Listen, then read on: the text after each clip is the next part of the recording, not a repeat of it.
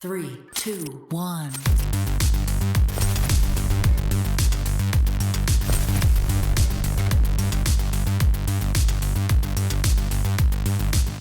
Bueno, bueno, ladies and gentlemen, people, all my Scream fans, we are here. The day is here. I will now give my Scream rankings and review. Now, before we get started, I need to get some things off my chest. I am no film critic. I'm simply a fan, and like you all, it's very difficult for me to hate a film, to be honest. I mean, the way I rate a film is pretty straightforward, and it goes as is: trash, okay, good, and fucking fire. So the formatting for today's video will be pretty simple. I will give my ranking, give my reason why, and give you a short review. I love Ghostface in this franchise, as I grew up with these movies. I enjoy all the movies. I don't think there is a bad Scream movie. They kept the formula simple and kept these movies canon, whereas other franchises just completely fucked it up. Now, let's jump into the rankings.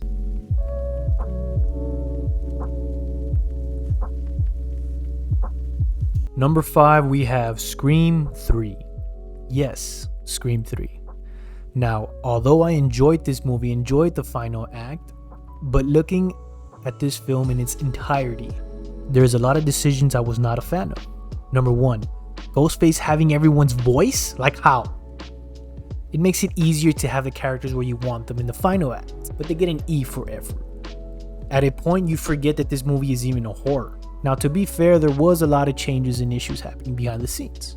There was a lot of rewrites, and at the time, the studio did not want blood. Stu was originally supposed to be Ghostface, but was bought out, and there was a new writer as well, and some last-minute plot changes. But overall, man, this movie is still fun. It's still fun, and the cast was game. It has its solid, humorous, and entertaining moments as well. I really liked the character of Jennifer. She was great comedic relief, and I enjoyed her performance. She was a standout in my eyes, which actually made me care for her, and I was sad when she was killed. The opening kill was lit. The use of the voice changer was used in a clever way with Cotton. That's the only moment I enjoyed the voice changer. Great setting, having this take place in Hollywood and having Sid getting chased by Ghostface through the set? Fire. The kills were okay, I guess, not the best. They did a good job with having the big question as to who was the killer. The reveal to the killer is why we love Scream. Even though it's become a pattern, it's still something we as fans look forward to. Scream 3 does really feel detached from the previous first two films, but it's overall a fun Scream movie. Now, number 4, Scream 4. I know. This movie is almost as equal to how I feel about Scream 3. It is a better film, of course, than Scream 3, which is why it gets the extra push to number 4. The campiness is dialed down and the seriousness is dialed up. They introduce a new generation into the movie. I do feel that this movie struggles to balance the returning characters and the new ones. I mean, the new generation, they all die at the end. So there is no new setups. I feel like the new characters were just thrown in there and were one-dimensional. Except for Judy Hicks, I love her. Those damn lemon squares were a crucial part of the story. Oh, and Hayden Panettiere as Kirby, marry me. By the way, the kills, brutal. Fucking bodies flying. This movie had one of my favorite kills in the whole franchise, and that is the knife to the head. Fire. Now, for some reason, I feel Ghostface wasn't much of an intense presence. Though the kills were heavy and vicious, they didn't let the scenes breathe with Ghostface. You need to have some sense of worry and intimidation when Ghostface appears, and I didn't feel that here. I do like how the focal point is still on Sid, and the films still revolve around Sid. The killer reveal felt off. Nothing against Emma Roberts' performance, but the reveal just didn't feel intense. It was hard for me to believe that they were the killers. I don't know. I mean, compared to Stu and fucking Billy. No, that's a fucking villain. As Amber says. The reveal to each killer downgraded each movie. I would have liked it more if Jill was orchestrating everything rather than actually dressing up as Ghostface. Anywho, solid film, solid slasher. Would watch again. Number 3, Scream 2.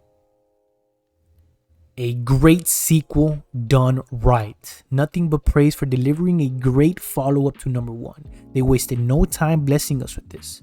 Wes Craven already had the script ready before they got the green light.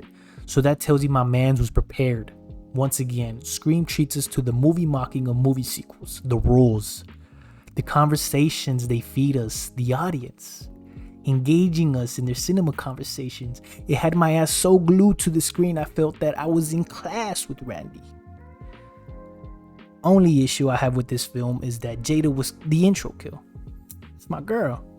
Just kidding, I get it. This did feel like a thriller and I had a great time watching this film. Now I had a hard time deciding where to rank this movie because it was number 2 for me. But while creating this video at this particular moment, I have it as 3. It's neck and neck with number 2. One day I can just decide to move it up to number 2 for the fuck of it. Love the back and forth from Dewey and Gale. RIP Randy, gone too early. That's what I appreciate about this film. The decision to kill Randy off. They stuck to it and they did it. Even though I didn't want my mans to die, but it only elevates the movie and gives us the sense that nobody is safe. I love the killer reveal. Mickey was batshit crazy. It is gonna rock! Great performance. You can tell he had fun with this character. The motive was great. Billy's mom was a fucking shocker. Although, my slight nitpick is that from what I knew from Scream 1, she wasn't in the picture. It was implied that she didn't have any connection, so the revenge was a questionable approach, but it still worked. Kills were not too shabby, setting was great, making this a good fresh story. Overall, banger, easy rewatch. Number 2, Scream 5, or Scream 2022. A new generation of Scream. How's that one-liner? That's right, I said it. Now hear me out. Scream 5 is what should have happened in Scream 4.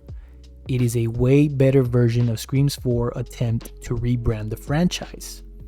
I know a lot of people may disagree with me, but going from where we are at this moment, this movie is a solid setup for more to come.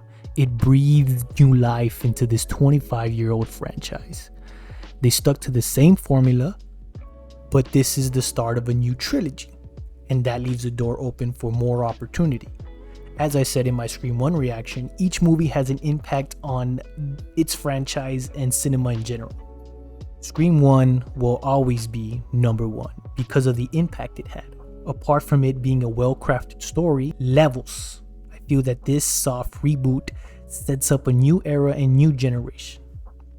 Of course, us growing up, we love the original cast and it's the childhood memories that we hold on to, but as decades arise and times change, we got to change with it. I love this film because they were able to still keep the legacy characters while introducing us to the new characters. Ending Dewey's story in a banger. Dewey was a big supporting character in this film. He wasn't just sidelined, thrown in there just for us fans. This version of Dewey is so grounded, and the backstory of what happened between him and Gale just made my fucking ass cry. It stays true to who they are. It is a Logan type ending for Dewey. He went out swinging. Even fucking Ghostface said it was an honor. Sheesh.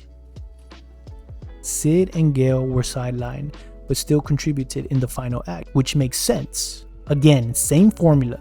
This formula has now been done 5 times, but I have to admit that the dialogue throughout this film had me emotional and laughing on multiple occasions. It felt very fresh in terms of entertainment today. The whole backstory of Sam being Billy's daughter, fucking chef's kiss, and the performance in my first viewing was a little off for me, not gonna lie. But after viewing it a second time, I was able to look at the performance a different way. I was able to feel the uncertainty and the damage in her voice. Job well done. Let me not forget Ghostface here. Oh my gosh. This is what Ghostface is all about, baby. Fucking savage. The slow movement, the dark dialogue, and the shot choices really made Ghostface feel and look scary. The homage to Wes is what this film is mostly about. And the similarities to the original was a good feeling. It was poetic. I understand that there is flaws. I do feel that they could have minimized the characters for a better storytelling. We all know that having a lot of characters can just feel suffocating. Like Casey Frey looking head ass didn't need to be there, to be honest. My standout was Jasmine Brown as Mindy. Like her uncle. Overall, good movie. I don't think there's no in between for people. You either love this movie or you hate it. And for me, I love it. Number 1. You already know. Scream 1, the OG, the start of it all. It brought the new genre to new bloody heights. A lot of movies tried to replicate Scream but failed. To start off, the 90s, nostalgia, vibes, aesthetic. This film is notable for killing off a character played by a very well-known actress within the first few scenes of the film. It plays a lot of homage to Halloween, but yet it manages to feel fresh and different. The mystery of who the killer is an intriguing plot point. The dialogue was straight fire. I mean, bars. The story within the story and those storylines emerging throughout the film and unveiling at the end. Layers and levels. The acting, Stu, he was giving a Joker-like performance, so sinister.